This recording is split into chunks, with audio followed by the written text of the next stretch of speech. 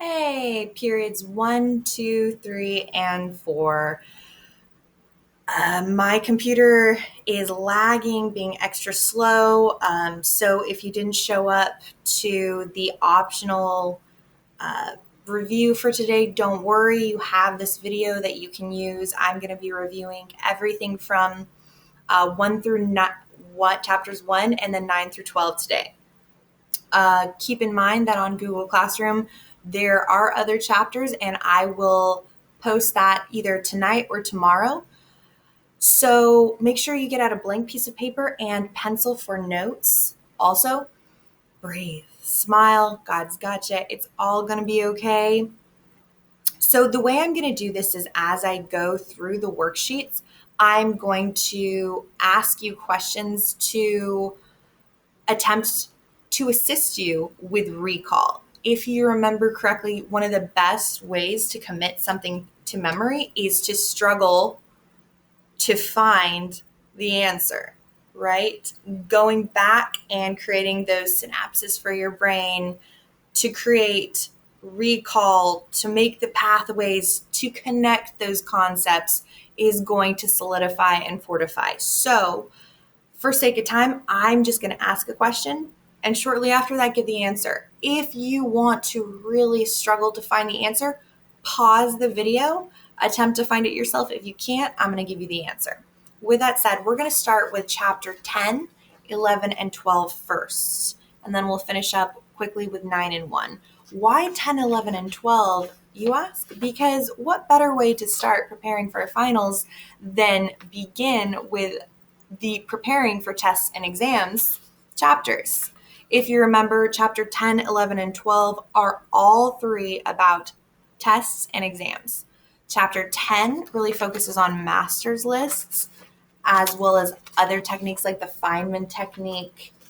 And then chapter 11 goes into emotions and peer groups. All right, what are the advantages and disadvantages to study partners? And then chapter 12 goes into strategies. Remember multiple choice, true and false, short answer. So without further ado, let's delve into chapter 10. So on the top of your notes page, you may want to write your topic, chapter 10, as well as master list. So you should be able to, when I ask you a question like, give me the definition for the notes that organize and categorize the necessary notes to prepare you for exams and tests. You should tell me the answer is those are master lists. And then to get more specific, if I was to ask you, give me the 3 segments master list should be put in, you would tell me key terms, general themes, and related concepts. You need to know the definition for each one of those. Key terms, nouns, names, dates, central ideas. General themes are often titles and specific topics. And then related concepts, they are often related to the main concept, though I really like this one too. They support, there's a subject-specific ideas that support and add detail. All right, so support and add detail would be keys to related concepts. And actually, I wanted to show you when I was doing some research, I found this great example of a map. Everybody remember those maps that we worked on? And I felt like this was, oh, it's not going to make it bigger for me. Oh, yes, it did. It's still lagging. So sorry. But this was a great map that really helped to show key concepts.